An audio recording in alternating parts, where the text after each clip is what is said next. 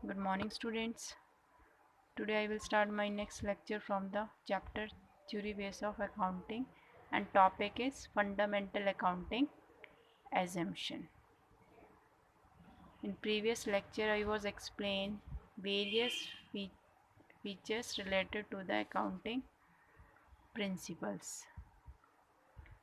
In this lecture I explain fundamental accounting assumption. Assumption means हमारी क्या क्या मान्यताएं होती हैं।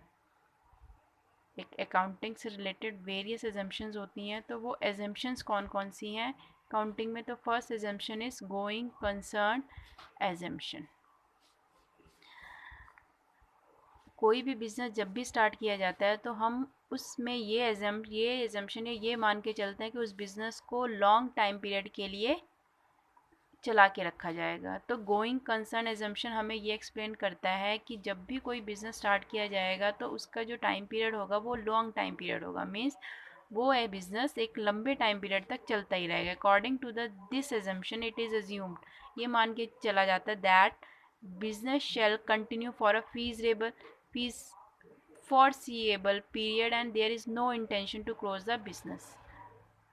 इस एजम्पशन के अकॉर्डिंग ये मान के चला जाता है कि जो भी बिज़नेस कंटिन्यू किया जाएगा एक लॉन्ग टाइम पीरियड के लिए कंटिन्यू किया जाएगा और उसे फ्यूचर में क्लोज नहीं किया जाएगा। It implies that it will not be dissolve in immediate future unless there is a clear evidence of closure. और ये भी मान के चला जाता है कि इसे तब तक डिज़ोल्व नहीं किया जाएगा या तब तक बंद नहीं किया जाएगा जब तक इसको क्लोज करने के लिए कोई क्लियर एविडेंस हमारे पास नहीं होगा। तो फंडामेंटल अकाउंटिंग एजम्पशन का जो फर्स्ट एजम्पशन है वो क्या है, गोइंग कंसर्न एजम्पशन। जब भी किसी बिज़नेस को स्टार्ट किया जाएगा तो हम उसमें ये एजम्पशन लेके चलेंगे कि उस बिज़नेस को लॉन्ग टाइम पीरियड तक कंटिन्यू किया जाएगा, उससे फ्यूचर में क्लोज नहीं किया जाएगा, वो लॉन्ग टाइम पीरियड तक चलता रहेगा। फॉर एग्ज़ाम्पल जैसे कोई मशीन परचेज की जाती है जिसे हम बोल सकते हैं फिक्स्ड एसेट। उस फिक्स एसेट की जो भी वैल्यू होती है, ये मान लो आप 10,000 है इसकी वैल्यू, इस वैल्यू को हम एज ए एक्सपेंस नहीं शो करते बिकॉज हम इस वैल्यू को या इस मशीन को ये मान के चलेंगे कि इसकी जो भी लाइफ टाइम होगा वो 10 ईयर्स होगा। मीन्स अगर हम कोई मशीन परचेज कर रहे हैं वो, तो हम ये मान के चलें, हम ये एजम्पशन लेके चल रहे हैं कि इस मशीन को 10 साल तक तो हमें अपने बिजनेस में रखना है, चलाना है। तो हम इस मशीन की कॉस्ट को एज ए एक्सपेंस शो नहीं करेंगे अपने प्रॉफिट एंड लॉस में, उसे हम 10 सालों तक एज एन एसेट मान के कंटिन्यू करेंगे। तो इस वजह से ये एजम्पशन हमें ये एक्सप्लेन करता है कि जब भी कोई बिज़नेस स्टार्ट किया जाएगा तो वो लॉन्ग टाइम पीरियड तक कंटिन्यू किया जाएगा, उसे फ्यूचर में बंद नहीं किया जाएगा। उस जैसे कोई मशीन है, कोई फिक्स एसेट परचेज की गई है, उसकी जो भी वैल्यू होगी उसे हम अपनी एसेट या बैलेंस शीट में शो करेंगे, उसे एज एन एक्सपेंस शो नहीं करेंगे because of this assumption, going concern assumption. उसे एज ए कॉस्ट उसे शो नहीं किया जाएगा। क्लियर? मशीन ही नहीं, हमारी कोई भी फिक्स एसेट होगी, जब भी उसे परचेज किया जाएगा तो हम उसे ये मान के चलेंगे कि उसकी जो लाइफ टाइम वैल्यू होगी या जो भी लाइफ टाइम होगा वो 10 ईयर या 12 ईयर या 15 ईयर हो सकता है। उसे हम किसी शॉर्ट टाइम पीरियड के लिए परचेज करके उसे एज एन एक्सपेंस में दिखा के उसे बंद नहीं करेंगे। तो वही कंसेप्ट यहाँ पे गोइंग कंसर्न एजम्पशन भी शो करता है कि जब भी कोई बिज़नेस स्टार्ट किया जाएगा तो उसमें हम जो भी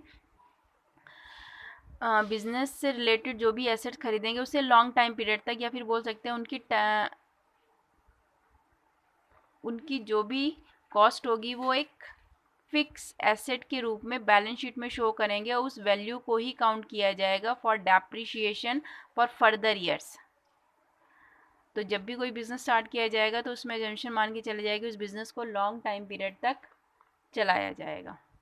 clear? Now second assumption is consistency assumption.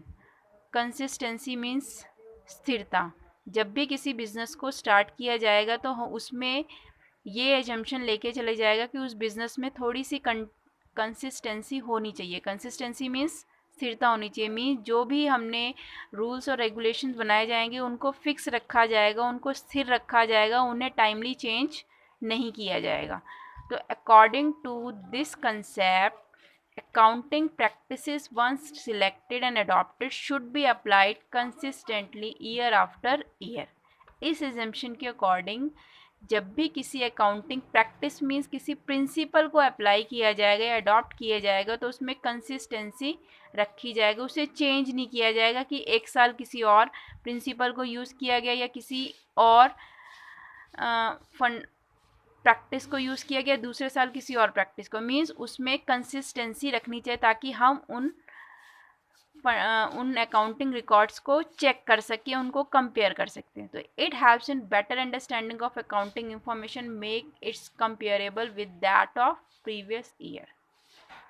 जब भी अकाउंटिंग एजम्पशंस में कंसिस्टेंसी एजम्पशन को मान के चलेंगे तो उसमें ये कंसिस्टेंसी होनी चाहिए कि जो भी अकाउंटिंग प्रैक्टिसेस हैं उनमें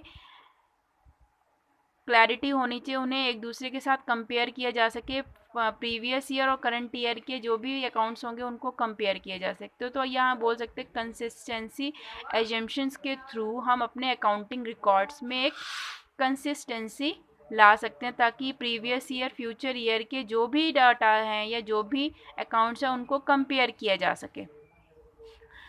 it eliminate personal bias. Personal bias means पक्षपात। कई बार क्या हो जाता है, अकाउंटेंट अपने अकॉर्डिंग अपने अकाउंट्स को मैनिपुलेट कर लेते हैं। तो कंसिस्टेंसी एजम्पशन के थ्रू जो भी पर्सनल बायस हो रहे हैं उनको एलिमिनेट किया जा सकता है, उनको हटाया जा सकता है। Helps in achieving result. Consistency assumption के थ्रू जो भी रिजल्ट्स होंगे उनमें बहुत ज़्यादा हेल्प मिल सकती है या फिर हम उन रिजल्ट को ईज़िली अचीव कर सकते हैं because of this assumption. Because हम जो भी हमें हमारे अकाउंटिंग रिकॉर्ड्स होंगे वो एक ही अकाउंटिंग प्रैक्टिसेस पे बेस होंगे और उनको हम कंपेयर भी कर सकेंगे प्रीवियस ईयर और या नेक्स्ट ईयर या फ्यूचर के जितने भी अकाउंट्स बनेंगे। तो हमारे पास जो भी अकाउंटिंग रिकॉर्ड्स होंगे वो पूरी तरीके से कंपेरेबल होंगे और हमें उनसे ईजिली रिजल्ट क्लियर होंगे। Clear? Then third accounting assumption is accrual assumption. Consistency assumption का मैं एक एग्जांपल भी आपको एक्सप्लेन कर देती हूँ। फॉर एग्जांपल जैसे मैंने आपको बताया था कोई भी फिक्स एसेट अगर खरीदी जाती है तो उस फिक्स एसेट पे हर साल क्या क्रिएट किया जाता है, डेप्रिशिएशन। डेप्रिशिएशन मीन्स इस फिक्स एसेट में कितनी वैल्यू में फॉल आ रहा है, फॉल इन द वैल्यू, उस वैल्यू में कितनी कमी आ रही है, तो उस चीज़ को क्या बोला जाता है, डेप्रिशिएशन। तो डेप्रिशिएशन के जो मेथड हैं वो दो मेथड, एक तो है फिक्स इंस्टॉलमेंट मेथड और दूसरा है डिमिनिशिंग बैलेंस मेथड। तो यहाँ पे दो मेथड होते हैं। तो एक कंसिस्टेंसी एजम्पशन के थ्रू अगर हम किसी भी मेथड को अडॉप्ट कर रहे हैं तो या कोई फर्म इन डेप्रिशिएशन के मेथड को अडॉप्ट करते टाइम अगर वो फिक्स इंस्टॉलमेंट मेथड को यूज़ कर रही है तो फिक्स इंस्टॉलमेंट मेथड को ही वो प्रीवियस ईयर भी यूज़ करेगी और फ्यूचर में या फिर बोल सकते हो आप नेक्स्ट ईयर भी यूज़ करेगी। तो इस वजह से प्रीवियस ईयर के अकाउंटिंग रिकॉर्ड को नेक्स्ट ईयर या करंट ईयर के अकाउंटिंग रिकॉर्ड से कंपेयर किया जा सकता है, जिससे जो भी डाटा होगा या जो भी रिजल्ट होगा पूरी तरीके से कंपेरेबल होगा, उनसे हम रिजल्ट जनरेट कर सकते हैं। तो डेप्रिशिएशन के दो मेथड्स हैं, आप कोई भी मेथड यूज़ करो उसमें कंसिस्टेंसी होनी चाहिए। मीन्स एक साल अगर जो भी मेथड आपने जो भी अकाउंटिंग प्रैक्टिस यूज़ करी है उसे अगले साल भी अप्लाई किया जाएगा, जिससे उनको अगले साल कंपेयर किया जा सके ताकि रिजल्ट्स में क्या रहे, कंसिस्टेंसी रहे और सभी को ईजिली समझ में आ जाए। Clear? Now third assumption is accrual assumption. Accrual means आप बोल सकते हो कि जो भी अकाउंटिंग में जो भी ट्रांजेक्शन्स होंगी वो एक्रूअल बेसिस पे बेस्ड होंगी, या फिर बोल सकते हो आप हमें यहाँ पे अमाउंट को या फिर कैश बेसिस को यहाँ पे काउंट नहीं करना है. According to the accrual assumption, transaction is recorded in the books of account at the time of when it entered into and not when the settlement takes place. Means किसी भी transactions को accrual basis पे ही record किया जाएगा, ना कि तब जब उसके पैसे हमें रिसीव हो जाते हैं. 10. Revenue recognized when it is realized, like sale is complete or services are rendered. It is a material whether cash is received or not. तो एक्रूअल एजम्पशन के थ्रू जब भी कोई ट्रांजेक्शन रिकॉर्ड की जाएगी तो वो कैश बेसिस पे नहीं की जाएगी, वो एक्रूअल बेसिस पे की जाएगी. मीन जिस टाइम वो ट्रांजेक्शन दो पार्टीज़ के बीच में हो रही है, चाहे उससे पैसा आ रहा है, चाहे पेमेंट हो रही हो, चाहे ना हो रही हो, जिस डेट पे वो ट्रांजेक्शन हुई उसी डेट पे उसे रिकॉर्ड किया. बस ट्रांजेक्शन हमारी फाइनेंशियल नेचर की होनी चाहिए. फॉर एग्ज़ाम्पल अगर हम सेल कर रहे हैं, जैसे revenue recognise when it is realised.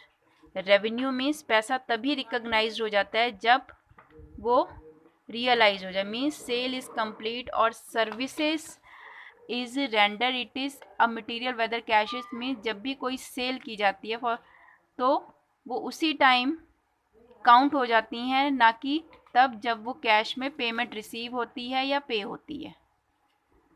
Clear? For example यहाँ पे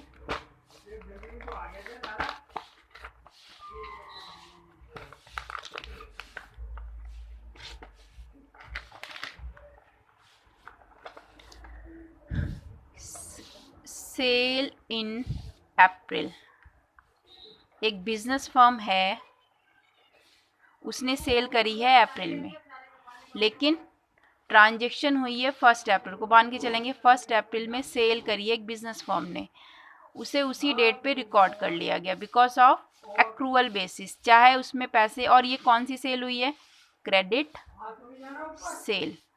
क्रेडिट सेल हुई है 1 अप्रैल को और उसे उसी डेट पे रिकॉर्ड किया है बिकॉज ऑफ एक्रूअल बेसिस. लेकिन इसकी पेमेंट अभी तक, और जो पेमेंट रिसीव हुई है वो हमें 6 जून को रिसीव हुई है. मीन्स हमने इसे 1 अप्रैल को ही रिकॉर्ड कर लिया है because of this assumption. Accrual assumption means कोई भी ट्रांजेक्शन जिस डेट पे की जाएगी उसी डेट पे उसे बुक्स ऑफ अकाउंट में रिकॉर्ड किया जाएगा, ना कि उस डेट पे जिस दिन उसकी एक्चुअल पेमेंट हमें रिसीव होगी. Clear?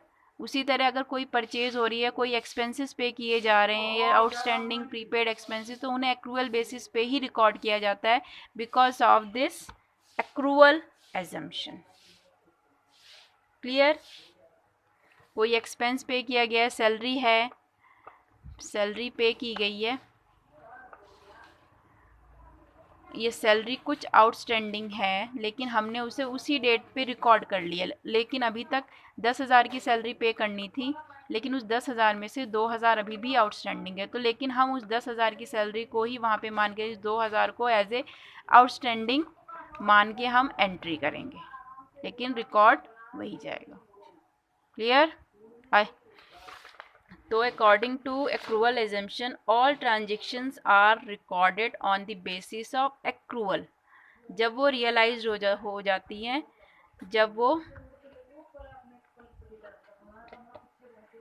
Recognise when it is realise, like जब वो रियलाइज हो जाती हैं, जो ट्रांजेक्शन हो जाती है, ना कि तब जब हमें एक्चुअल में अमाउंट रिसीव होती है. Clear?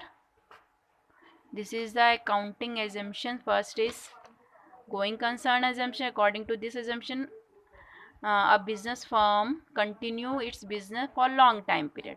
Consistency assumption, a business firm apply या बोल सकते हो adopt practices which make consistency for comparing accounting record. Then third is accrual base. According to this assumption, all transactions are recorded according to the accrual assumptions. I hope you all will understand. Thank you.